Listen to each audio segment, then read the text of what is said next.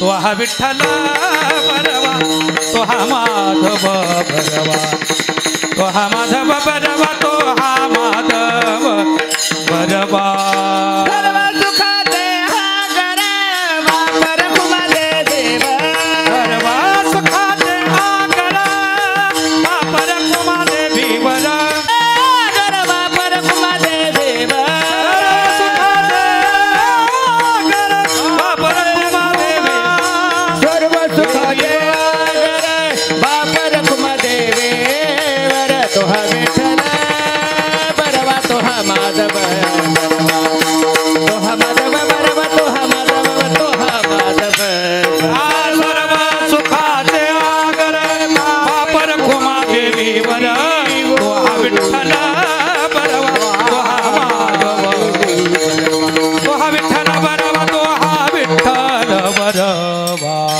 हरि जय जय राम कृष्ण जय राम कृष्ण जय जय राम कृष्ण हरि जय जय राम कृष्ण जय जय राम कृष्ण हरि जय जय राम कृष्ण जय जय राम कृष्ण हरे जय जय राम कृष्ण हरे राम कृष्ण हरे जय जय राम हरि जय जय राम कृष्ण हरि जय जय राम कृष्ण राम कृष्ण हरि जय जय राम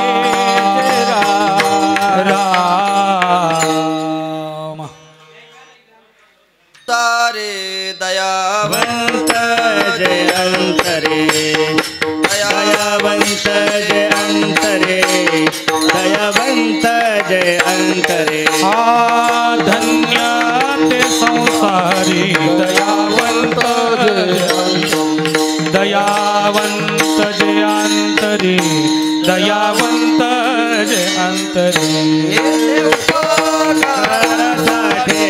आले घर जावै कुंटे आले घर जावै कुंटे आले घर जावै कुंटे येते उपकारासाठी आले घर जावै कुंटे आले घर जावै कुंटे आले घर जावै कुंटे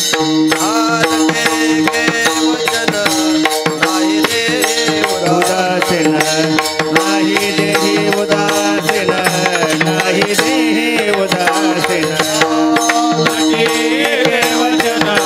नाही देही उदासीन नाही देही उदासीन नाही देही उदासीन येथे आले घर जावै कुंटे आले घर जावै कुंटे आले घर जावै कुंटे येते उपकारासाठी आले घर जावै आले घर जावै कुंटे आले घर जावै मधुरावाने मोठे तुका म्हणे वाव पोटे तुका म्हणे वाव पोटे तुका म्हणे वाव पोटे हरी मधुरावाने पोटे तुका म्हणे वाव तुका म्हणे वाव पोटी मधुरावाने ओटी तुका म्हणे वाव येथे उपकारासाठी येथे उपकारासाठी आले घर जावै कुंटे आले घर जावै कुंटे तुका करसाठी घर जावै येथे उपकारासाठी आले घर जावै आले घर जावै कुंटे येथे उपकारासाठी आले घर जावै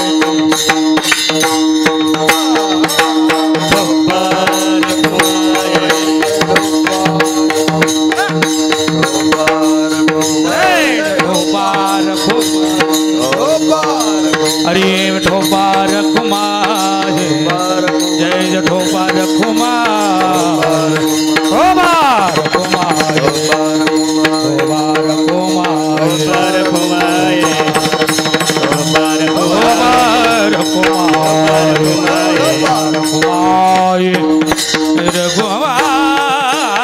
होत असलेल्या भव्यदिव्य अखंड हरिनाम सप्ताह श्री क्षेत्र सारोळ या ठिकाणी या पवित्र प्रांगणामध्ये आदरणीय हरिभक्तीपरायण युवा रत्न गोविंद महाराज गोरे यांचं आगमन झालं आहे. आपण सर्वांनी टाळ्या वाजून त्यांचं स्वागत करूया.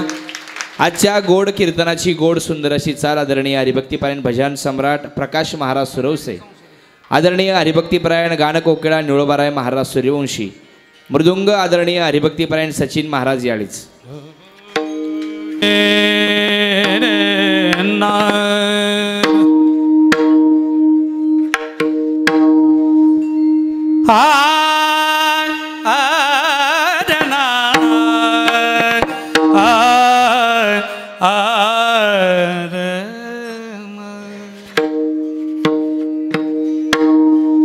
धरण्यात संसारी संसारी धरण्यात संसार संसार धन्यत संसारे संसारे धन्यत संसारे संसारी धन्यते संसार संसारी धन्यते संसारी संसारे धन्यते संसारे संसारे धन्यते संसारे दयावंत जयंतरी दयावंत अंतरी अंतरी येते उपकारासाठी वसाती येते उपकारासाठी दयावंत जे अंतरे दयावंत जे अंतरे येथे उपकारासाठी उपकारासाठी येथे उपकारासाठी आले घर जावै कुंटी आले आला आला नमाज आले घर जा वैकुंठी वैकुंठी आले घर जा घर जा रे ना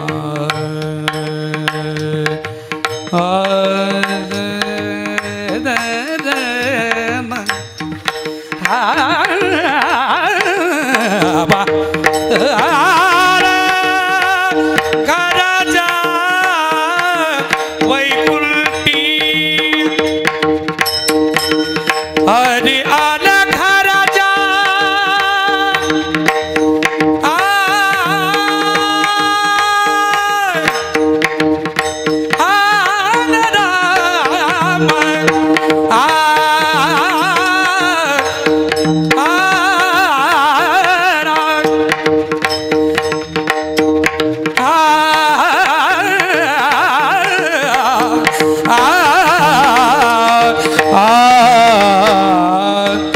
आले घर जा वैकुंठी आले घर जा वैकुंठी वैकुंठी वैकुंठी येते उपकारासाठी साठी येते उपकारासाठी आले घर जा